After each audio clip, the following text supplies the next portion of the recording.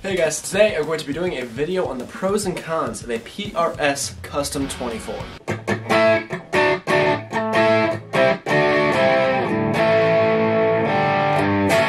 I already have a couple videos on this series, and that includes my Les Paul up there, my SG, and my Stratocaster, well, my dad's Stratocaster, and so I'm just going to continue this series.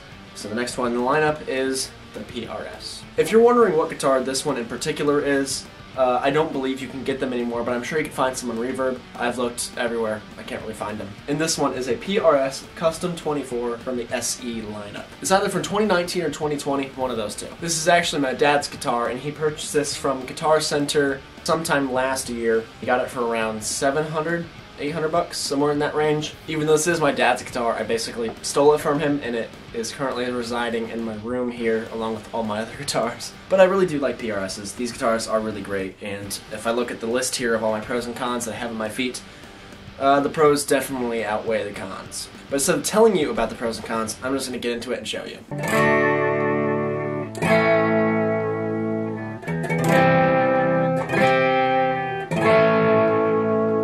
So since this is my dad's guitar, I asked him a couple questions on what he liked about the guitar and what he didn't like. He instantly responded with its playability, and that's something I definitely agree with, and I think if you guys have played a PRS, I'm sure you guys can agree with as well. PRSs play extremely well, and they are very, very easy to play. Notes essentially just fall off of the guitar. That might have to do with the guitar's scale length, as it's directly in between a Gibson and a Fender guitar. PRSs are a great middle ground in between a Gibson and a Fender if you don't really know what you want to get. If I'm learning something new and pretty difficult, the PRS is definitely my go-to guitar. Especially whenever a song is a lot harder, having a guitar that won't fight you back is a great asset to have on your side. These PRS necks complement their playability very well, and overall, the necks and the playability on this guitar is just unmatched by, in my opinion, any other guitar brand. Something that also kind of goes hand in hand with the playability on these guitars, and that is their comfort. In the same way that a Stratocaster kind of cradles your body, the PRS does just as good of a job. They aren't super heavy, and yet they still feel really, really nice. This comfort guard here really cradles your ribs in a nice way. It's very comfortable. And like I said before, the necks on these guitars are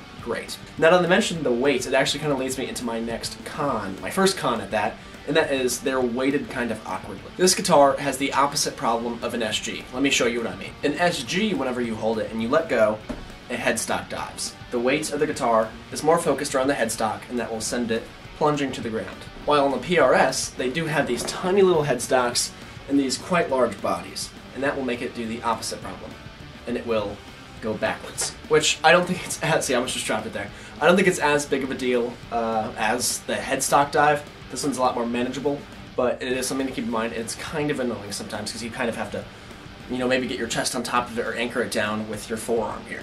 Now if you're standing up and playing with the strap, that really shouldn't be too much of a big deal, but sitting down is definitely something you might notice. Now the next pro might be the one that's just the most obvious. And I know you really cannot disagree with me on this one, and that is, they're just gorgeous.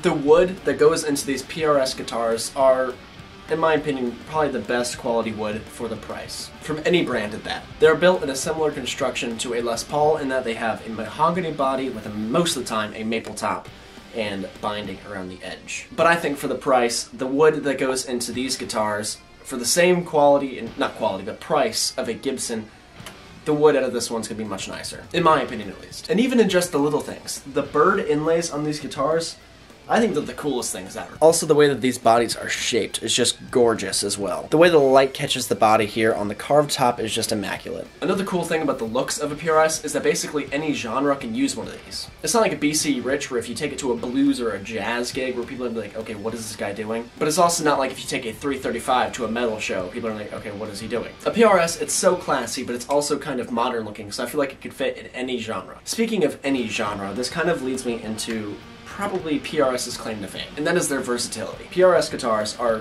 probably the most versatile guitars you can get. Robert Baker made a great video where he compared his PRS to almost every guitar in his collection, and it was a blind test, and you really couldn't tell the difference. I mean, you could tell the difference, but since it was a blind test, it was just a guess. PRS captured the sound of a Telly, it captured the sound of Les Paul and SG, all of those things. Though they definitely don't sound the same, the PRS has its own kind of snap to things. Though it does get a very similar sound to any of the guitars that it tries to replicate, it's not the same. So yes, even though these guitars are extremely versatile, they don't have their own sound, in my opinion at least. So yes, even though it does capture the sound of a lot of other instruments, I don't feel that it has its own sound. Now this next con might be just about this PRS in particular, but I have received a comment on a guy saying that he also had a very similar problem, and that is this PRS's tuning stability. People love to rant about Gibson's tuning stability, but in my opinion, this one is, well, absolutely worse. Let me do a little test for you. I'm just going to do a regular G chord. Now I'm going to do a G chord with a whammy bar. Now I'm going to do another G chord after using the whammy bar, and it's out of tune. Now again, this one might just be for this PRS in particular, but I'd definitely recommend trying out some PRSs and figuring out if they stay in tune whenever you use the tremolo. Another pro about the PRS is their quality. You could tell a lot of time is put into each and every single one of these guitars, and that the craftsmanship is just great. You can tell that the people over at PRS truly care about the instruments that they make. And I think that's something that a lot of other brands need to take some inspiration from. Even though this one is a more budget-oriented PRS, this one is just amazing. And speaking of budget, this leads me into the next pro. And that is that PRSs have a great price range. You can get them from as low as below $500 to as high as over $15,000. And that's of course talking about their private stock 10 top range. So chances are, whatever your budget is, you're probably going to be able to find a PRS that you love. Another pro is that these PRS's push-pull pots are amazing. Personally, I love the sound of whenever you engage that pull in the push pot, making it a single coil. I think that these single coils sound so much better than any other humbucker push-pull pot from any other brand. Let me tune it up real quick and give you a quick little tone sample of what that sounds like.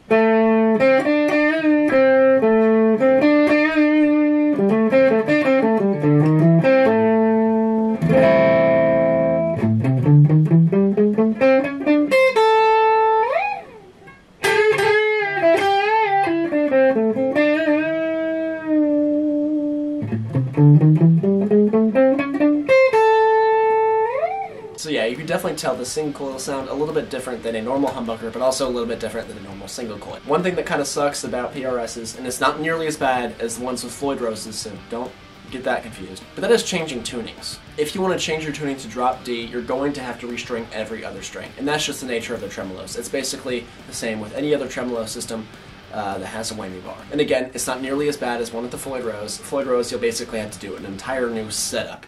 This, you just have to tune a couple more strings. I think my final pro is going to be that PRSs are very recognizable, and so many famous people have used them. In my opinion, my two favorite ones are Mark Tremonti and Carlos Santana.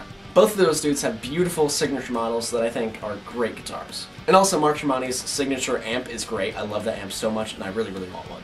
Even though Jim Root is more known for his Fenders now, he also used a PRS for quite a long time. And again, there are definitely a lot of other famous players who have used PRS guitars. And that's for good reason, because these guitars are great, and I absolutely recommend at least trying one out and seeing if you like it. I think there should be room in anyone's guitar collection for a PRS guitar. Even though, yes, I am a Les Paul guy, if I can only have one guitar, it would probably be a PRS. And that's due to, like I discussed before, their versatility. Anyways, I think that's gotta wrap it up for today's video. If you guys think that I forgot anything, feel free to leave it down in the comments and give me some feedback on this type of video. So thank you guys so much for watching, and I will see you in my next one.